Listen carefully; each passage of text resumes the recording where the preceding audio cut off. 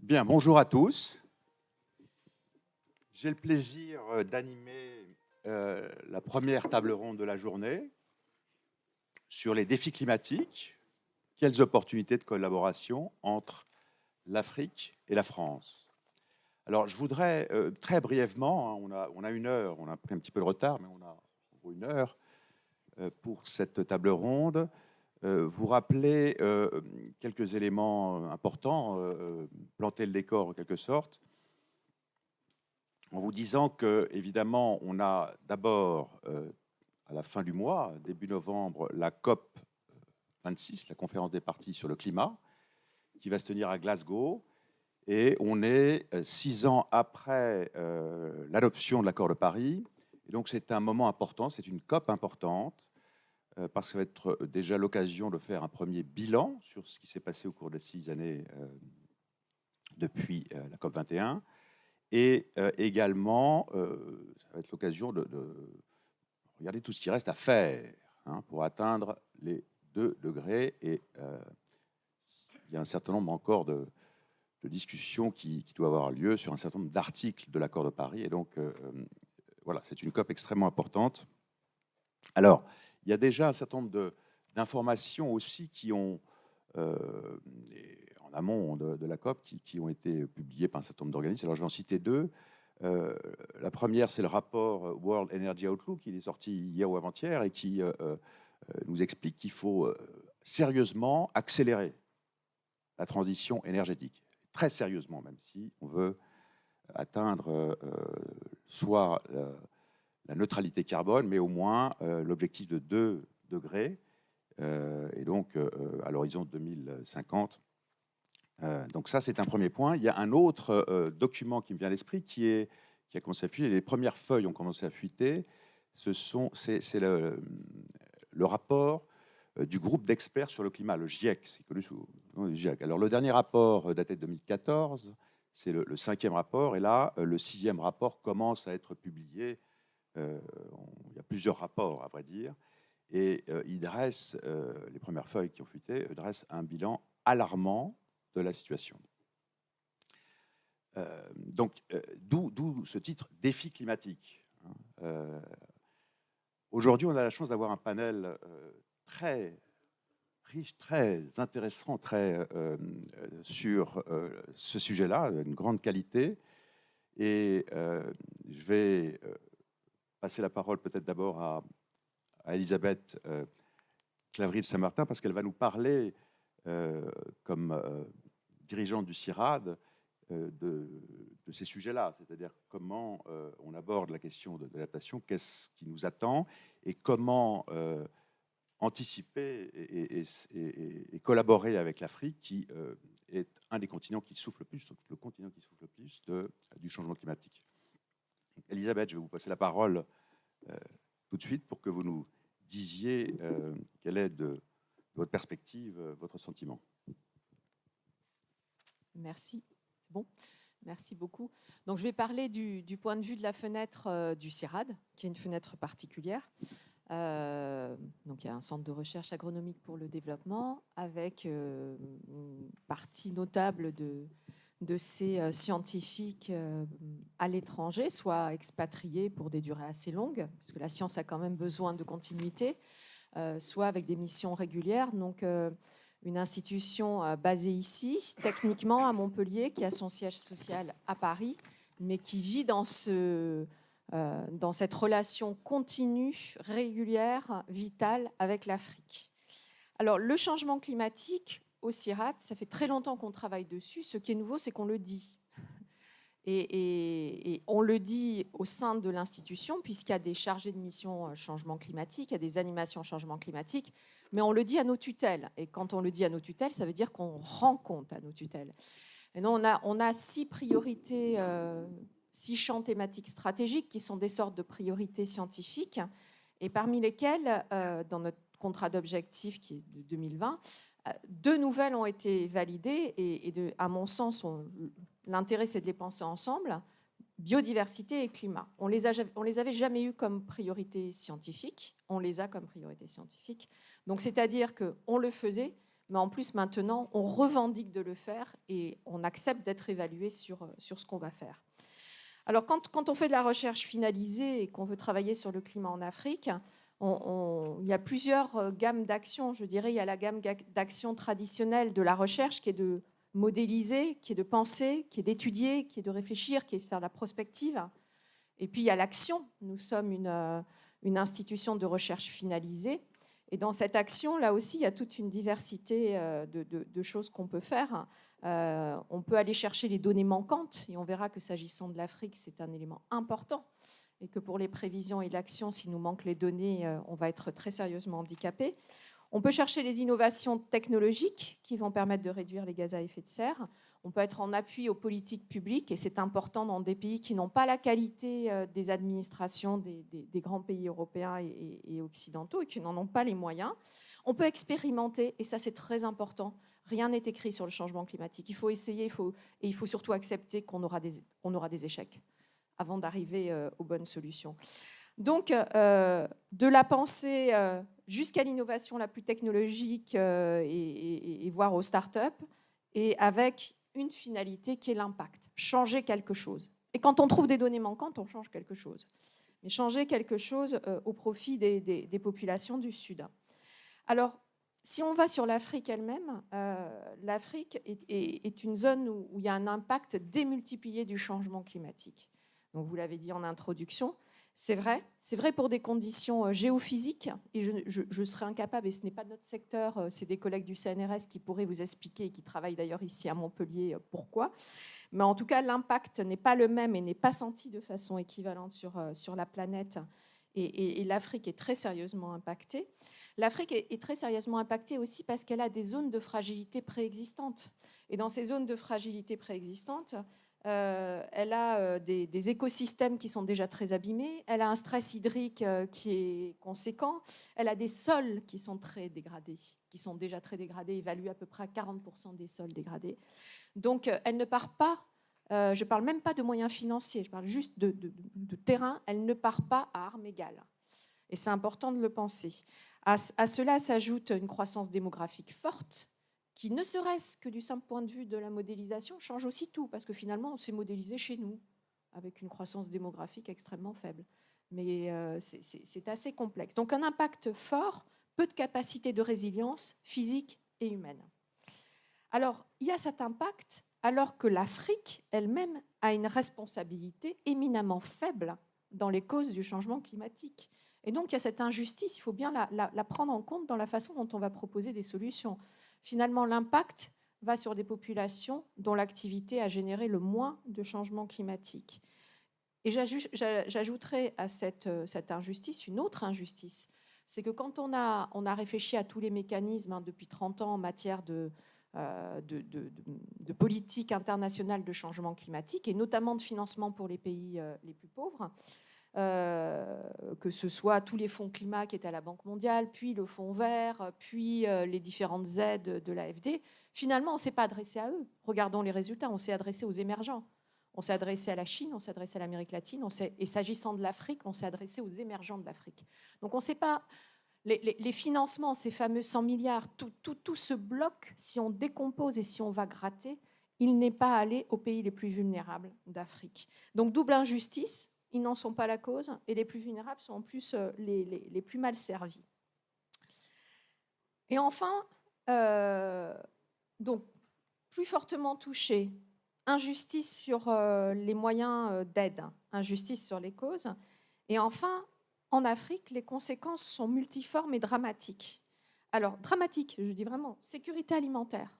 Là, on touche à du dur, on touche quand même à des éléments vitaux, et je ne développerai pas plus, mais il y a la question de l'irrégularité des récoltes dans des pays qui n'ont pas les capacités logistiques de stockage, de transport, qui n'ont pas l'infrastructure de marché, et la disponibilité en eau, tout ça dans des zones qui sont déjà soumises à stress hydrique, donc c'est catastrophique. Il y a une déstructuration territoriale, les changements dans le climat qui entraînent donc une baisse des rendements et qui entraînent des difficultés à trouver de l'eau, notamment quand il y a aussi des élevages, entraînent des déplacements de population qui déstructurent eux-mêmes des des équilibres sécuritaires qui peuvent être extrêmement fragiles, notamment dans la zone sahélienne. Et puis enfin, il y a un impact massif sur la biodiversité. Et cet impact massif, il est très peu mesuré s'agissant de l'Afrique. Au fond, vous voyez tous les grandes forêts, peut-être le Congo, mais essentiellement l'Amazonie, mais il est rare que vous voyez les savanes africaines. Et pourtant, quelle biodiversité il y a dans ces zones-là. Donc, un affaiblissement, biodiversité, climat, population, santé, avec donc le dernier point. Je clôture sur ce tableau avant de vous donner ce qu'on fait quand même, parce que sinon, ça serait trop noir. Les questions de santé qui sont importantes, parce que quand il y a des modifications du climat, des modifications, elles ont un impact sur la biodiversité, elles amènent des changements de population et elles renforcent le risque épidémique, puisque les zoonoses s'approchent. Le contact entre les humains et les animaux rentre via les animaux domestiques dans une zone incertaine, et donc on sait qu'on aura plus d'épidémies. Donc, qu'est-ce qu'on peut faire ? Alors, je dirais la première chose, parce qu'on est une institution de recherche, c'est compléter les données. Compléter les données.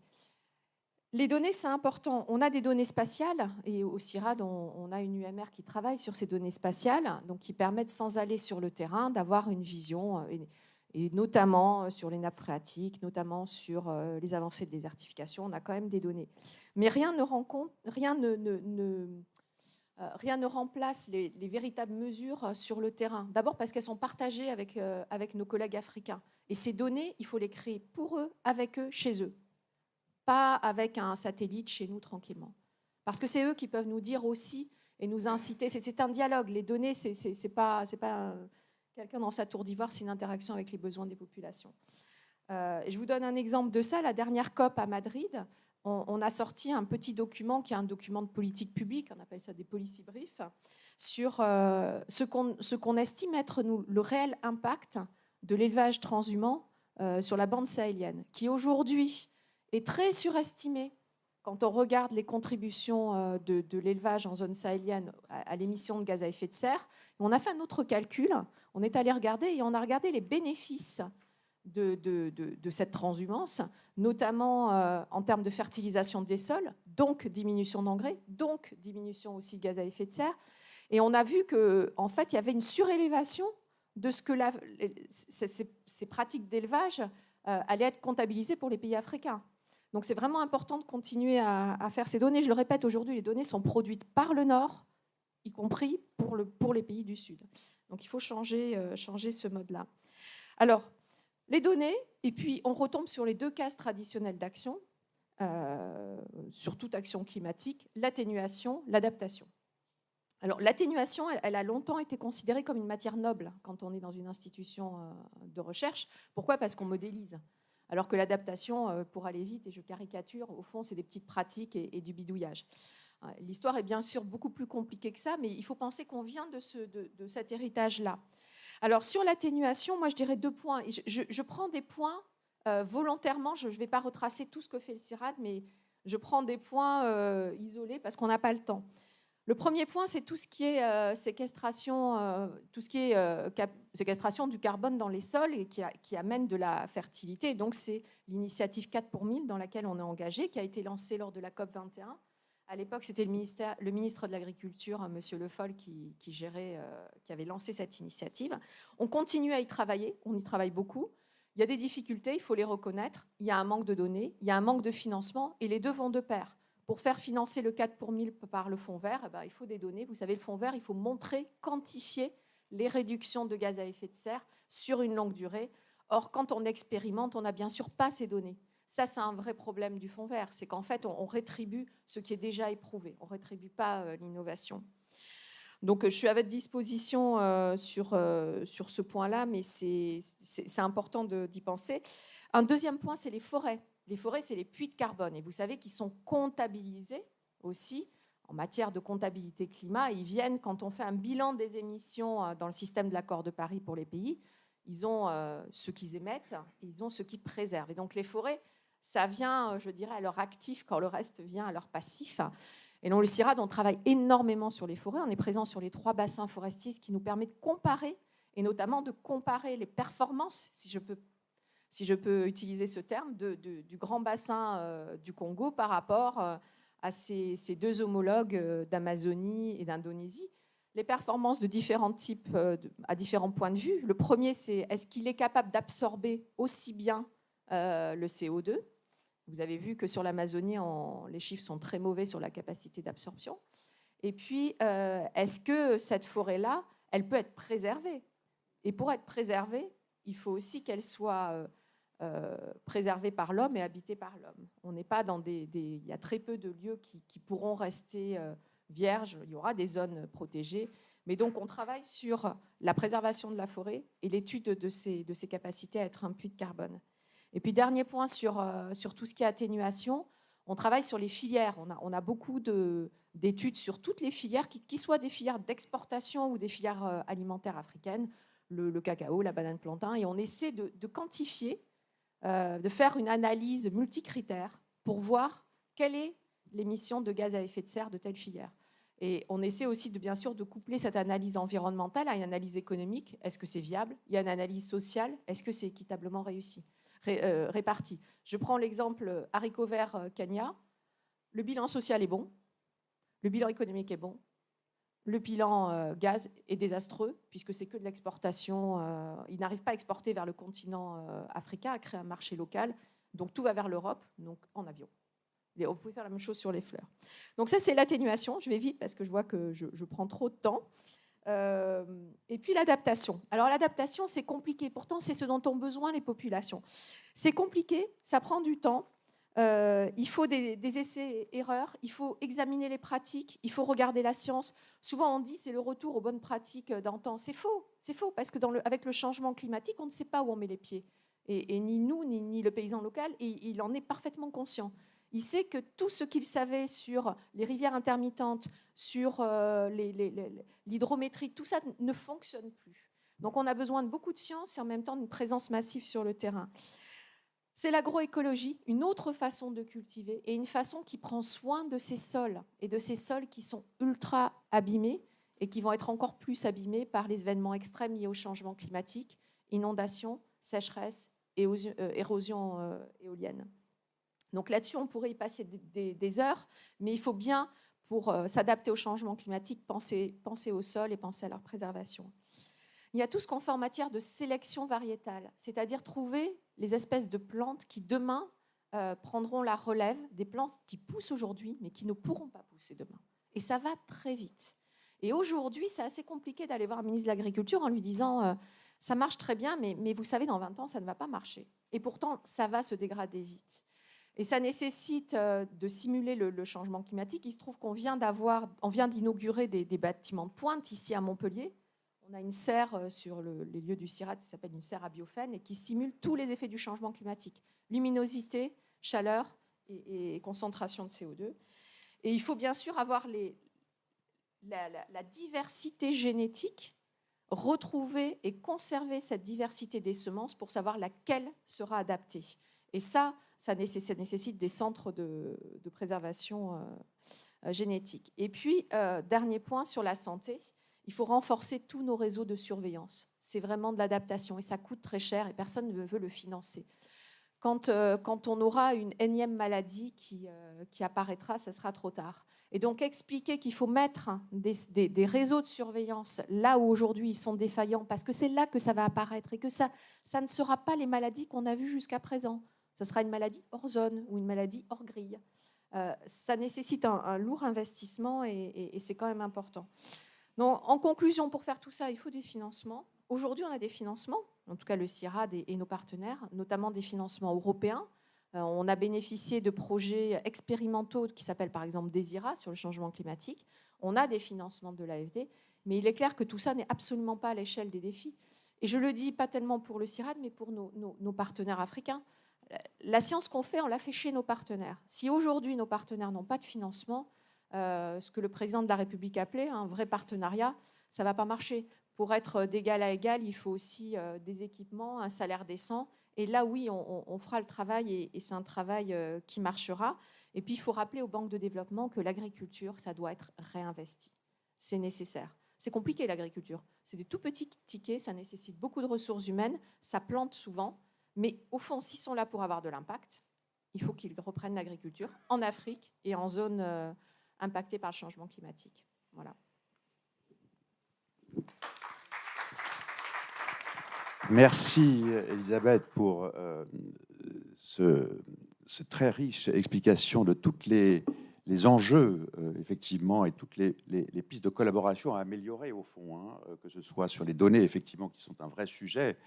Avec la COP 26, les pays doivent communiquer sur, avec des contributions sur leurs besoins. Et donc, cette question des données est très importante, effectivement, et les différentes pistes sur lesquelles il faut travailler. Donc, c'est très, très utile. Je propose de passer la parole à Patrick Caron, qui est vice-président de l'Université de Montpellier, en charge des affaires internationales et également membre du conseil d'administration du CGIAR. Le CGIAR, c'est un groupe d'une vingtaine de centres de recherche agronomique internationale. Et donc la transition va être toute naturelle avec la présentation précédente. Patrick, la parole est à vous. Bonjour tout le monde, merci beaucoup. Oui, je voudrais commencer effectivement, ça va bien s'inscrire dans la continuité. Je voudrais commencer par quelques préambules. Le premier, ce sont les pommes de discorde entre ce qu'on a classiquement l'habitude d'appeler le Nord et le Sud à propos de atténuation et adaptation. Et la difficulté souvent à en parler ensemble, pour le faire de manière assez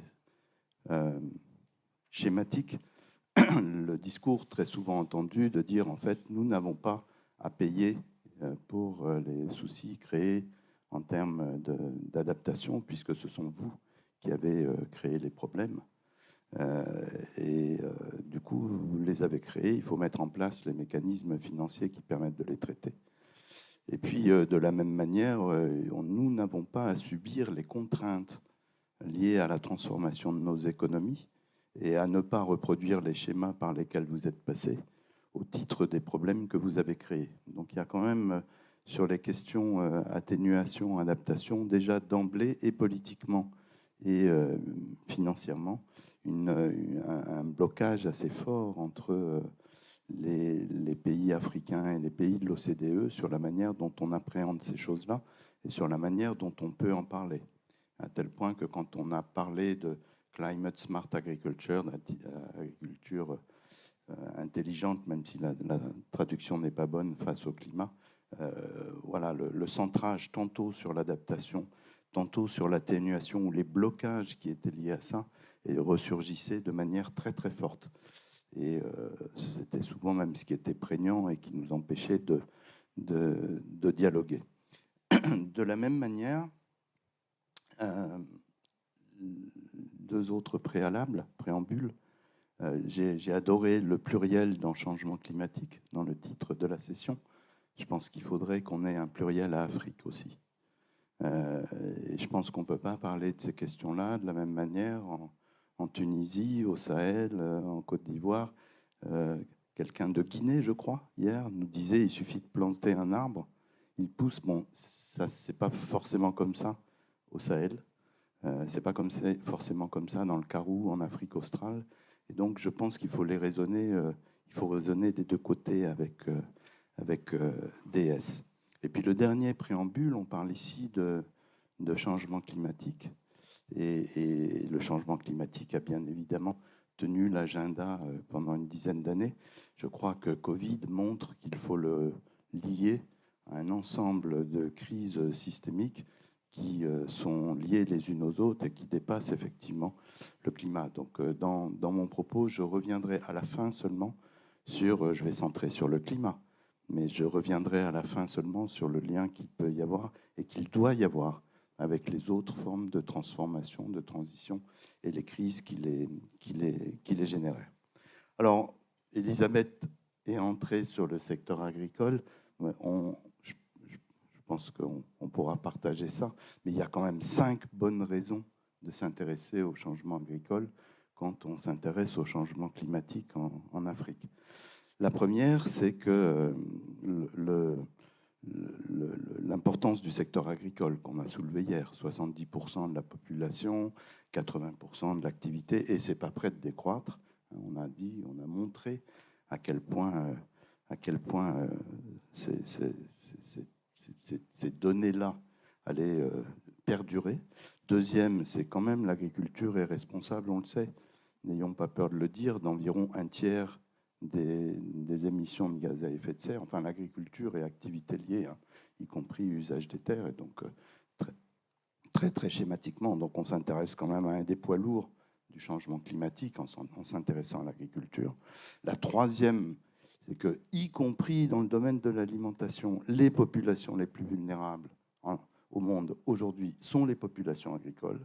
Et si on veut, non pas uniquement par charité, mais pour les équilibres géopolitiques de la planète, faire quelque chose et regarder l'avenir, il faut s'intéresser aux populations agricoles. Et avec ce paradoxe incroyable que les taux de malnutrition en Afrique sont prédominants dans les populations agricoles. C'est presque difficile à imaginer. Quatrième raison, c'est cet inconnu de 2050 ou même de 2100 par rapport à cela. On plonge vraiment dans quelque chose qui est inconnu. Et puis la cinquième, elle a été évoquée hier à propos d'un débat sur les transformations structurelles en Afrique, l'incapacité des autres secteurs, au moins à court terme en Afrique, à absorber la main-d'œuvre agricole ou la main-d'œuvre issue du secteur agricole. Donc ça fait quand même 5 très bonnes raisons de regarder le lien entre agriculture et changement climatique. Alors qu'est-ce que nous dit, on a fait référence au 4e rapport du GIEC. Dans ce 4e rapport, il y avait un groupe de travail, le 2e, qui a produit un chapitre 22, consacré à l'Afrique et aux spécificités agricoles. Et il nous dit quelque chose quand même. Hein. Donc on attend dans le prochain rapport les évolutions, mais il nous dit même des choses assez importantes à long terme. Il nous dit qu'il y a bien déjà un changement en cours, ça, vous le savez, on le sait tous, mais que de grandes parties de l'Afrique seront bien au-delà de 2 degrés en 2100. On parle même dans le scénario extrême de plus 6 degrés en 2100 sur le continent africain. Vous pouvez imaginer, quand on négocie sur le plus 1,5, vous pouvez imaginer ce que le 6 peut donner. Alors on focalise très souvent sur l'augmentation de la température, mais en fait, quand on regarde les précipitations, c'est très variable. Si on va vers l'ouest de la bande sahélienne, on a plutôt une diminution des précipitations. Si on va sur l'est, et en particulier les plateaux éthiopiens, on a plutôt une augmentation. Donc on voit cette notion de diversité. Mais par contre, pratiquement partout, augmentation des phénomènes extrêmes, des crises, et dans des proportions qui sont vraiment dramatiques et inquiétantes. Donc je pense qu'il faut qu'on retienne cela, et en particulier avec des stress hydriques qui amènent derrière, bien évidemment, à penser la question de la gestion de l'eau. Alors, on parlait de l'inégalité. Il y a une autre manière de regarder l'inégalité, c'était les préambules que j'ai cités, et de la difficulté à parler de manière posée de atténuation, adaptation entre nos différents continents. Mais quand on regarde, et ce sont toujours des données extraites de ce rapport, quand on regarde de près les données, la disparité, elle s'estompe un petit peu. L'Afrique, c'est moins de 15% de la population mondiale, et elle est responsable de 11% des émissions à propos de méthane et de 18% des émissions à propos de protoxyde d'azote. Donc on est quand même, si on le rapporte à la population et à l'activité économique, on est quand même dans des proportions qui concernent pratiquement autant l'Afrique que les autres continents, rapportées, donc je le dis, à sa population. Ce qui est sûr, et ça c'est affirmé partout dans les rapports, donc augmentation de température, et on sait déjà, plein d'études l'ont montré, l'impact que cela peut avoir sur les rendements agricoles, et en général, pas toujours, mais à la baisse. Deuxième chose, c'est les processus extrêmes. Et troisième chose, c'est l'inconnu. Je vais vous raconter une petite anecdote très rapidement. À mes collègues du CIRAD, je disais, mais c'est pas grave, pour trouver une variété en Afrique de l'Ouest adapté à la sécheresse, il suffit, vous savez tous, la question des isoïètes, hein, qui suivent le gradient, enfin le nord, ouest-est, je leur disais, mais c'est pas grave, vous allez chercher une variété à 200 km au nord, vous l'importez au sud, et tout va marcher très bien. Et mes collègues écophysiologistes me disaient, mais tu comprends vraiment rien du tout. En fait, ce n'est pas uniquement une question d'adaptation génétique aux précipitations, c'est qu'on va vers des conditions climatiques qui sont complètement différentes. La teneur en gaz carbonique, la teneur en humidité, les caractéristiques du sol, la manière dont les sols... On va vers l'inconnu total. On ne sait pas où on va. Et ce n'est pas uniquement une question de transfert.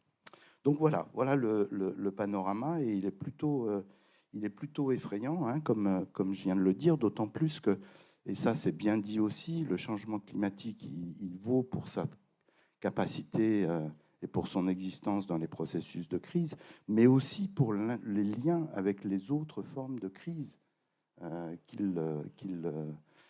auxquelles il est lié. Elisabeth a fait référence à la biodiversité. Eh bien, on peut aller aussi, et d'une certaine manière, au sanitaire, hein, maladies émergentes dans le bassin du Congo, par exemple. Mais on peut aussi faire très bien le lien avec les crises politiques, les crises économiques, l'instabilité politique. J'imagine que Kako en parlera. Et donc, on va vraiment vers une profonde inconnue à propos du continent et de l'ensemble du continent. Du coup, par rapport à cela, je proposerais bien 3 regards. Le premier, c'est la manière dont on va pouvoir gérer les risques et les vulnérabilités dans les années qui viennent. La manière dont on va pouvoir les anticiper, d'autant plus que ceux qui vont être le plus atteints et qui vont générer par effet rebond les plus grands processus de transformation sont déjà ceux qui sont les plus vulnérables et pour lesquels on dit qu'il faut venir en appui. Donc on est certain qu'on voit là se dérouler et s'enchaîner un certain nombre de crises qu'il nous faut au mieux anticiper. Et donc cela renforce bien évidemment la primauté à accorder, ce que je viens de dire, à l'adaptation et se soucier de l'adaptation.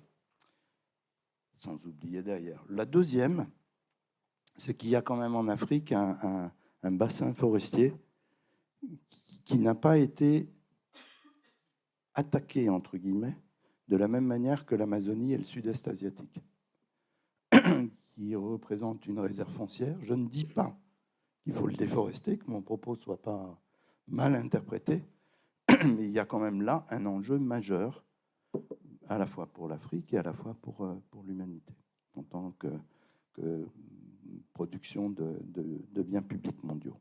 Troisième angle, on a parlé de la relation entre climat et biodiversité. C'est avec Covid, mais aussi Ebola et autres virus apparentés, c'est bien évidemment la question de la relation à la santé et à la santé globale et à l'émergence, et en particulier, si je le relie à cette question du bassin forestier, du bassin du Congo, la manière dont on va voir ou pas en processus de transformation majeure et de crise potentielle émerger de nouvelles catastrophes sanitaires à ce sujet. Et donc, on voit bien qu'il faut y travailler. Alors, une des voies, c'est bien la transition agricole, puisqu'on a mis l'accent sur l'importance de la transition agricole, non pas uniquement pour qu'elle puisse faire vivre les 70% de la population, mais également pour qu'elle puisse contribuer de manière positive au processus d'atténuation. Donc, je ne reviendrai pas sur les différents volets. Elisabeth les a précisés des formes de transition. Notons quand même qu'ils font l'objet on sort du sommet système alimentaire des Nations Unies, et on a vu à quel point ils font l'objet, ces formes de transformation, d'une polarisation totale des modes de pensée par rapport à cela. Et la manière dont l'agroécologie s'oppose à ce qui serait appelé la révolution verte fait l'objet justement de grands débats exacerbés, qui font appel à des valeurs et à des représentations du monde qui sont différentes, mais il y a bien là quelque chose qui est extrêmement importante.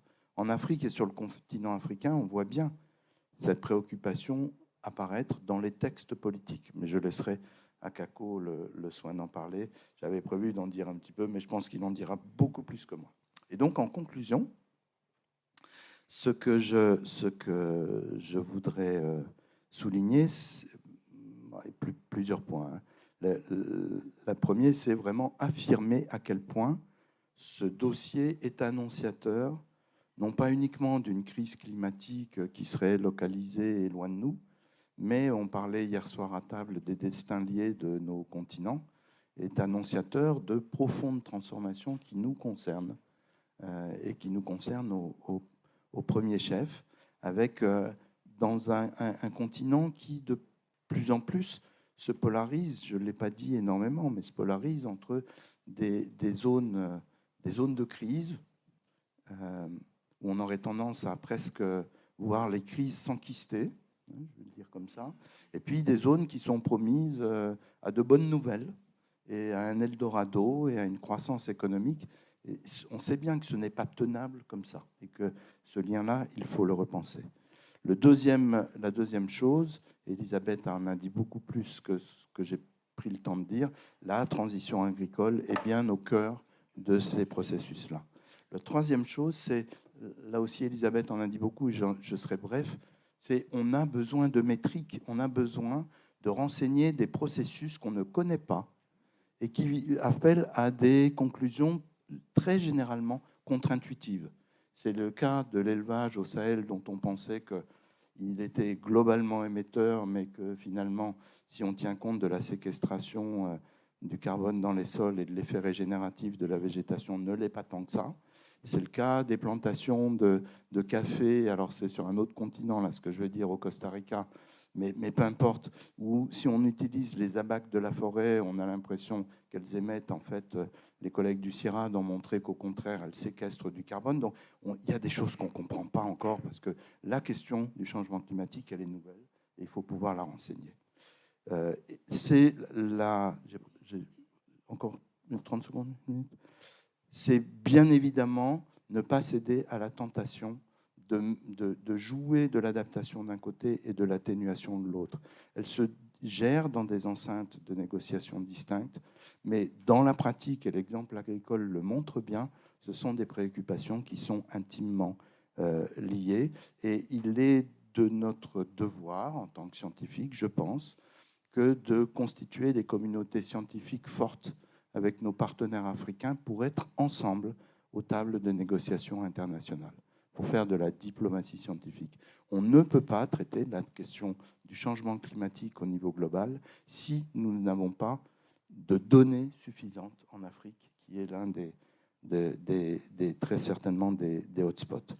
Et puis je finirai avec un souhait, un rêve, enfin qui j'espère va devenir réalité, vu tout ce que j'ai dit, d'arriver à faire travailler ensemble le GIEC, IPBES sur la biodiversité, le HLPE sur l'alimentation, le panel One Health sur les santé, fait sens. Aujourd'hui, chaque fois qu'on a une question, on crée un panel et une forme d'expertise internationale.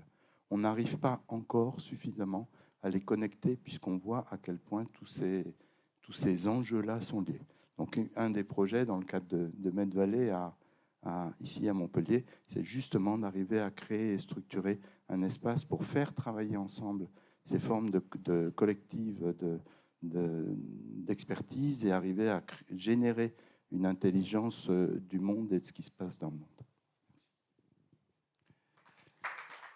Merci Patrick. Alors on voit bien effectivement la richesse des collaborations possibles sur le sujet du changement climatique entre l'Europe, la France et l'Afrique, et notamment le fait, ce que vous disiez, je retiens notamment qu'il n'y a pas une collaboration, il y en a beaucoup, géographiquement, sur les différents thèmes, et donc ça c'est vraiment effectivement un point important, je pense, à avoir à l'esprit quand on travaille sur ces sujets-là. Je vais passer la parole à Kako. Kako Nubukpo, vous êtes économiste de formation, vous avez été ministre chargé de la prospective et de l'évaluation des politiques publiques du Togo, et aujourd'hui vous êtes commissaire chargé de l'agriculture, des ressources en eau et de l'environnement à l'Union économique et monétaire ouest-africain. Donc, vous allez nous donner votre point de vue sur la collaboration existante déjà et les opportunités de collaboration sur ces sujets-là. La parole est à vous. Merci beaucoup. Bonjour à toutes et à tous. Pour faire suite finalement à ce qu'ont dit mes camarades, on est dans une double incertitude. Disons qu'on a une incertitude théorique, parce qu'au fond, on est au confluent de ce qu'on peut qualifier d'économie des biens communs, économie des biens publics. Et moi, j'avais fait un mémoire de DEA il y a longtemps déjà sur la manière dont l'économie tenait compte de l'irréversibilité par rapport aux biens environnementaux. Et c'est vrai que nous ne savons pas faire, nous les économistes, puisque ce qu'on a retenu de la physique newtonienne, c'est quand même l'idée de la réversibilité. Okay, quand on n'est pas à l'équilibre, on fait jouer l'offre et la demande et on revient à l'équilibre. Okay. Donc tout ce qui est déséquilibre durable, nous ne savons pas faire. Et encore, quand on met le risque dans nos analyses, on arrive à créer des marchés à terme, mais quand c'est l'incertitude radicale, que vous savez, en général, on parle de 3 types d'incertitudes. Bon, l'incertitude qu'on appelle le risque, où on a les événements et puis les probabilités associées à ces événements. L'incertitude de mesure, où on a les événements, mais on n'a pas les probabilités associées à ces événements. Puis l'incertitude radicale, où on ne sait pas ce qui va se passer. Donc, on n'a pas les événements et encore moins d'hypothétiques probabilités associées. Donc là, on tend vers cette 3e situation d'incertitude radicale. Et donc, par rapport à ça, je trouve que la session est très bien intitulée parce que c'est le partenariat, au fond, qui peut nous aider par rapport à l'incertitude théorique et à l'incertitude pratique. Elisabeth l'a dit, on ne sait pas trop où on va, on est dans des processus d'apprentissage par la pratique, à la fois dans l'adaptation et l'atténuation. Donc, je vais dire 2 séries de choses. D'abord, le cadre dans lequel nous, à la commission de l'UEMOA, nous abordons ce type de questions et ensuite donner peut-être deux exemples de partenariat et enfin conclure sur un certain nombre de choses. Donc, on a 3 cadres finalement. Il y a la politique commune d'amélioration de l'environnement de l'UEMOA, donc adoptée par les chefs d'État et de gouvernement le 17 janvier 2008. Et c'est ce cadre qui nous permet de travailler sur tout ce qui concerne les questions climatiques, les questions environnementales, les questions de biodiversité. Il y a un autre cadre qui vient d'être adopté, c'est celui du nouveau collège des commissaires auquel j'appartiens, donc qui a prêté serment le 10 mai dernier et qui vient de sortir son CAP 2025, sa feuille de route, sur le quadriennum qui va être le nôtre. Et dans ce quadriennum, il y a 3 éléments qui nous intéressent ici comme action prioritaire. C'est le renforcement de la sécurité alimentaire, la valorisation de l'agriculture durable et la résilience des populations face au changement climatique.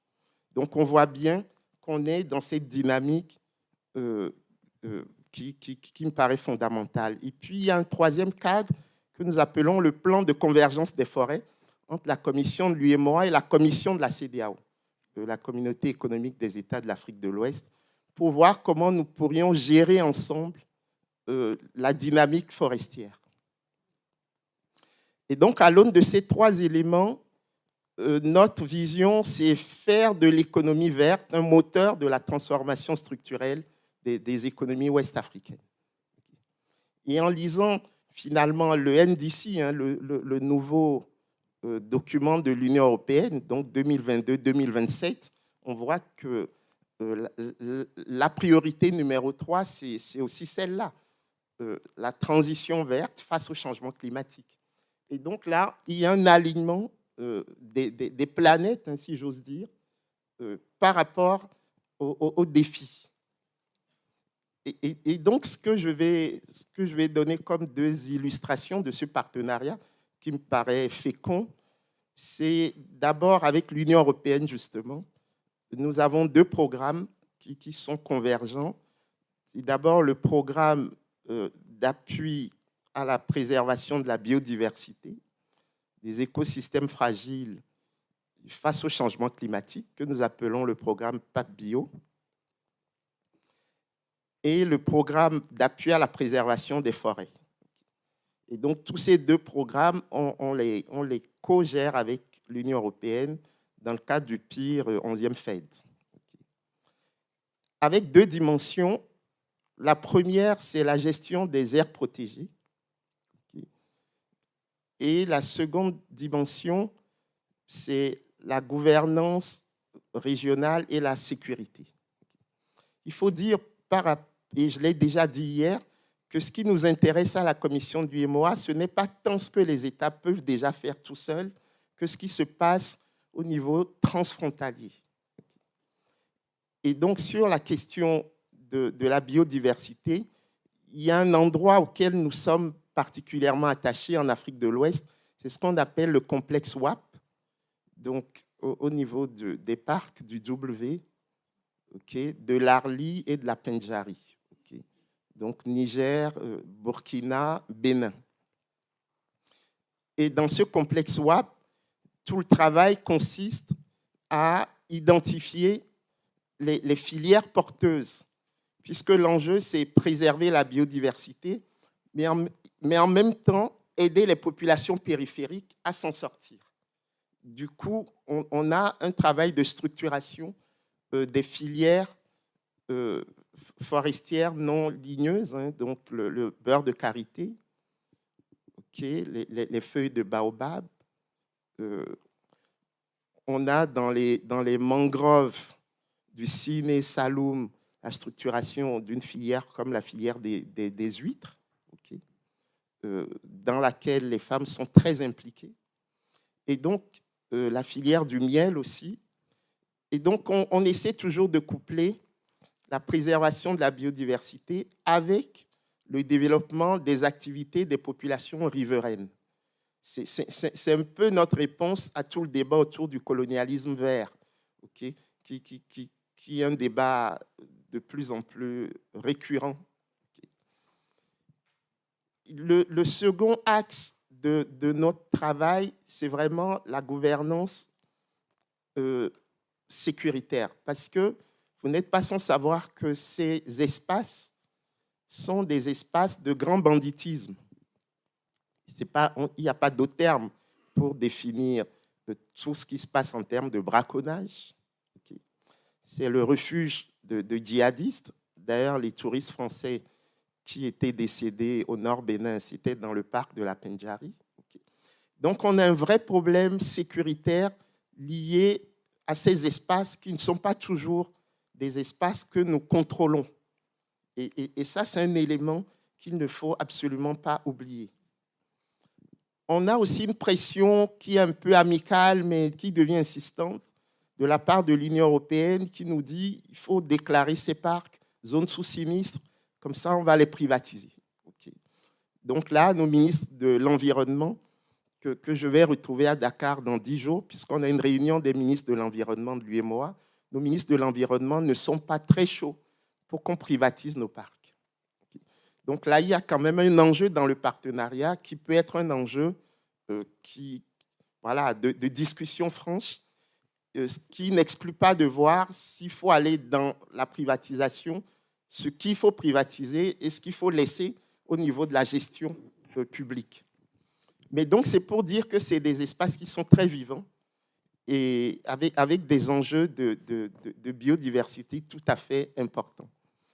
Et Elisabeth a dit quelque chose, et je dis souscris entièrement, et le président Macron en a parlé à Marseille il y a quelques semaines, lors du Congrès mondial de l'Union internationale pour la conservation de la nature. C'est ce qu'on peut qualifier de climatisation des enjeux de biodiversité.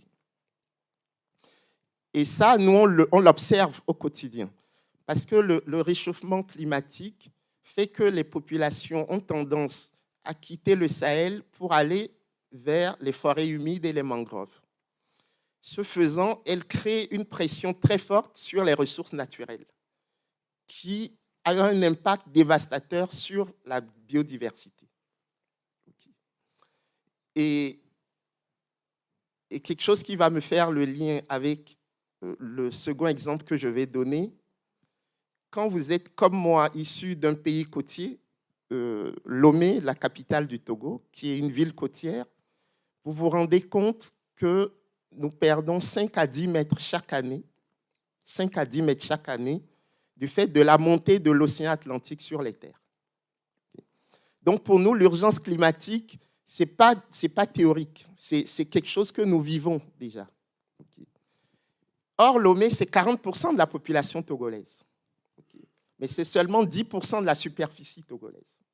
Ce qui fait qu'on est pris en étau entre des populations qui descendent du fait du réchauffement climatique et une mer qui monte, qui oblige les populations à remonter. Et donc, quand j'étais ministre de la prospective et de l'évaluation des politiques publiques du Togo, et donc en charge de la vision Togo 2030, ça a été un de mes premiers soucis. Comment faire l'aménagement du territoire pour tenir compte de ces deux éléments qui nous prennent en étau. Vous voyez ? Et c'est pour ça que j'aime bien le second programme que je vais présenter, qui provient d'une bonne collaboration avec la Banque mondiale, le projet WACA, sur lequel Elisabeth a travaillé quand elle était à la Banque mondiale, je le sais, et qui est un projet quand même important avec 218 millions de dollars sur la résilience des côtes ouest africaines. Et là, on dépasse l'UEMOA, on prend toute la côte ouest africaine, de la Mauritanie jusqu'à Sao Tomé et Principe. Pour l'instant, on a 6 pays. Il y a 3 pays candidats qui vont probablement rentrer au cours de l'année 2021. Donc, pour l'instant, on a la Mauritanie, le Sénégal, le Bénin, le Togo, Sao Tomé et Principe, la Côte d'Ivoire, mais le Ghana, la Gambie, la Guinée-Bissau veulent rentrer. Pour une raison très simple, ce sont les effets externes. Lorsque vous faites des ouvrages comme la construction d'un port, ce qui se passe, c'est que vous produisez de l'ensablement à l'ouest et de l'érosion côtière à l'est. Donc, là, quelque chose qui nous fait peur au Togo, c'est que le Ghana aimerait faire un nouveau port à Keita. Et s'ils construisent leur nouveau port, ils vont avoir de l'ensablement à l'ouest, mais l'est du Ghana, c'est le Togo. Et donc, nous, on va avoir de l'érosion côtière. Et nous ne savons pas gérer ça. C'est pour ça qu'un projet qui veut lutter contre l'érosion côtière ne peut pas être un projet national, par essence, du fait des effets externes. Et c'est pour ça que nous mettons le plus de pays possible dans la boucle pour gérer ensemble tout ce qu'on appelle le transit sédimentaire. Vous voyez ? Et donc ici, c'est d'autant plus important que l'activité des ports, elle est vraiment productrice de gaz à effet de serre. Il y a énormément de pollution liée. Et ceux qui connaissent Lomé, vous avez l'impression que c'est un boulevard, tellement les bateaux s'alignent autour tout le long de la côtière. Et en fait, tout ça, c'est une activité énormément polluante. Donc, dans le cadre de ce projet WACA, nous faisons une série de choses. Le bilan du littoral. Nous venons de terminer le bilan 2020 du littoral. Mais nous faisons aussi quelque chose qui me plaît bien. C'est un travail en concert avec l'Union internationale pour la conservation de la nature, qui nous sert d'instance déléguée, la Convention d'Abidjan, qui nous permet de mettre dans le droit interne communautaire toutes les conventions internationales autour de la biodiversité, le Centre de suivi écologique de Dakar, le CSE, et l'Université de Legon au Ghana. Et sur cette base, nous avons mis en place 2 observatoires. Donc, l'Observatoire du littoral ouest africain et l'Observatoire régional de la biodiversité des aires protégées. Et donc, tous ces 2 observatoires sont gérés au sein de mon département et nous permettent d'avoir des informations susceptibles ensuite de prendre des décisions qui ne soient pas des décisions erronées. Voilà. Et donc, pour ne pas être trop long, je crois que c'est dans cet esprit que nous pouvons avancer, arriver à identifier ce qui se joue, préserver les populations, puisque nous avons dans le cadre du projet WACA, et ça fait partie de la contrepartie des États, donc la contrepartie nationale, les plans d'action pour la réinstallation des populations. Pour nous, c'est un facteur déclenchant. Tant qu'il n'y a pas ces plans d'action pour la réinstallation des populations, on ne verse pas l'argent. Et puis, on pousse les États à passer les procédures que les gens de la Banque mondiale connaissent bien autour des avis de non-objection et toutes les procédures de passation des marchés. Donc, on aimerait que ça aille plus vite, mais on pense que la dynamique n'est pas mal et on espère arriver à quelque chose de positif. Merci.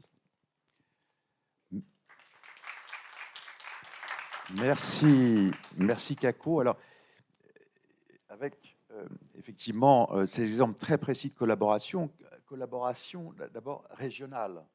Et nous, Français, Européens, on est évidemment très attachés à cette approche-là. Donc, c'est très intéressant d'avoir ces exemples de projets régionaux, de coopération et de lutte contre l'adaptation, notamment sur la bande côtière. Donc, ça illustre effectivement toutes les pistes possibles et déjà au sein même du continent. Alors, je vais me tourner vers Serge parce qu'on est à la fin de notre table ronde et je voudrais savoir si on a le temps de prendre une ou deux questions, pas plus, brèves, pour ensuite des réponses brèves pour ne pas renier sur la table ronde suivante. Allons-y. Donc, je me tourne vers la salle. Est-ce qu'il y a des questions pour nos intervenants ?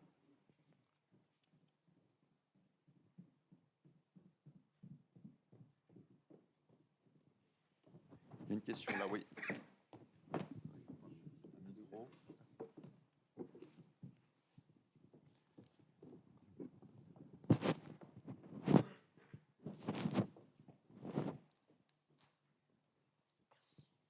Oui, bonjour. Moi, j'ai trouvé cette table ronde passionnante et terrifiante parce que, en gros, ce que vous nous avez dit, c'est les enjeux sont gigantesques, mais on ne les comprend même pas. Et de toute façon, les réponses ne sont pas à la hauteur. Donc, j'aurais envie de vous demander qu'est-ce qui peut vous donner foi, après un tel message, sur le fait que nous pouvons avoir une trajectoire de croissance économique et de réduction de la pauvreté durable pour les 20 prochaines années sur le continent africain. Alors, merci de cette question et vous avez très bien résumé la situation. Maintenant, il faut garder espoir. Je pense que c'est le message que quotidiennement, dans mes fonctions en conseillant les différents pays, je m'évertue à voyez, auprès des différentes pays qu'on appuie. Et par exemple, et ça va vous être cher, mais effectivement, on voit beaucoup d'initiatives dans le domaine des startups en Afrique qui sont très dynamiques avec des solutions. Alors, d'abord orientées vers les énergies renouvelables, mais aussi ce qu'on appelle des solutions orientées vers les questions d'adaptation. Il y a toute une dynamique qui se crée. On a travaillé récemment en RDC là-dessus. Et donc, je pense qu'il faut garder espoir. C'est ça le message essentiel. Mais je vais peut-être passer la parole à Elisabeth. Oui, Elisabeth, allez-y. Il n'y a qu'une seule question, donc on va prendre 1 minute chacun. Vous allez pouvoir prendre 1 minute chacun pour répondre, parce que c'est effectivement une grande question et c'est très bien résumé. Moi, je ne suis pas du tout pessimiste, parce que quand on est sur le terrain, il y a quelque chose de très très fort qu'on voit, c'est la volonté des populations de trouver une solution. On parlait effectivement, WACA, j'étais dans l'équipe qui a un peu travaillé sur le projet dans une autre vie. Et je me souviens, à la Banque mondiale, on avait eu des premières des solutions alternatives au WACA tel que tu le connais, Kako. Et notamment, on avait chiffré le coût de déplacement des populations. Il y avait des esprits très agiles à la Banque mondiale qui disaient, de toute toute façon, hein, c'est foutu, donc foutu pour foutu. Voyons voir combien ça coûte de les déplacer. Et donc, il y avait un grand plan, mais complètement tout de suite. Mais très, très vite, ils ont été ramenés à la réalité par quelques collègues africains. Heureusement qu'il y en a dans les équipes qui ont dit, mais attendez, ces gens-là, ils ont une histoire. Ils vivent là depuis longtemps. Et ce qui les tient, c'est leur histoire, là, ici, avec leurs voisins. C'est l'histoire de l'humanité. C'est à la fois une histoire universelle et très territorialisée. Et les Africains ne vont pas laisser tomber l'Afrique. Et comme ils ont des cerveaux aussi bien faits que les nôtres, on va trouver des solutions. Et moi, je crois à l'inventivité, enfin, à la capacité à inventer des nouveaux futurs ensemble. Mais ce qui aujourd'hui manque terriblement, alors on dit l'argent, mais en fait, rapporter par exemple, sur le climat, ce qu'on met dans les subventions aux énergies fossiles, mais c'est rien du tout ce dont on a besoin. C'est tout à fait accessible. C'est tout à fait accessible. Il faut une mobilisation, il faut une convergence et une focalisation des moyens. Et j'ai rien contre la Chine, mais arrêtons de nous focaliser et financer les moyens de réduire quelques usines à charbon en Chine. Arrêtons de se focaliser que sur l'énergie et prenons un tout petit peu d'argent de la transition énergétique et mettons-la sur la transition de l'agriculture africaine. Moi, je suis sûre qu'on va y arriver. Mais l'aveuglement aujourd'hui politique nous fait perdre un temps précieux. Patrick. Oui, je pourrais... Bon, déjà, oui, c'est terrifiant. Mais en même temps, je ne suis pas certain qu'on vous ait dit quelque chose de nouveau. On l'a exprimé, mais on l'a devant les yeux depuis de nombreuses années, on le sait. Et je n'ai fait là, enfin, pour ma part, je n'ai fait que répéter des choses qui sont dans le domaine public. Alors, je pourrais répondre par une pirouette en disant il vaut mieux faire et y croire et contribuer à ces transformations que de ne rien faire, mais je laisse cette pirouette de côté.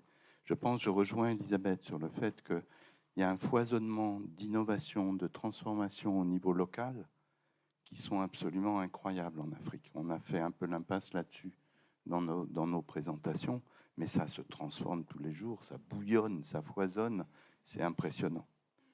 Et du coup, ce qu'on est en train de se dire là, il est plus du ressort d'une mobilisation politique en accompagnement de cela. En cela, je rejoins complètement Elisabeth, et de nous donner les cadres macro-politiques, macro-financiers qui permettent d'être à la hauteur de ces transitions et de ces défis.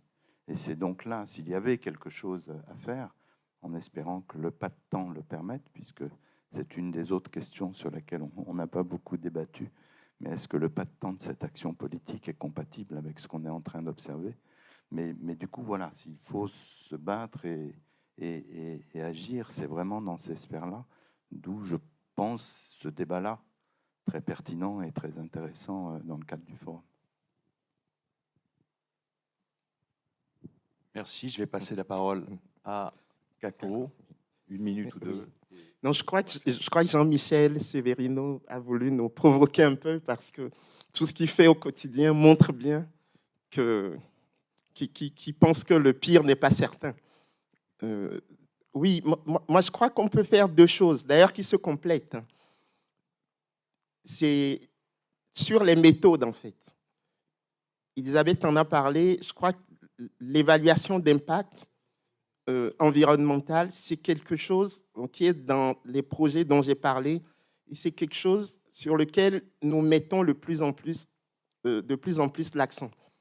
Donc, avoir les bons indicateurs, chiffrés ou non chiffrés, essayer de faire ces évaluations d'impact, faire en même temps la comptabilité de l'écosystème naturel, c'est quelque chose qui nous paraît important.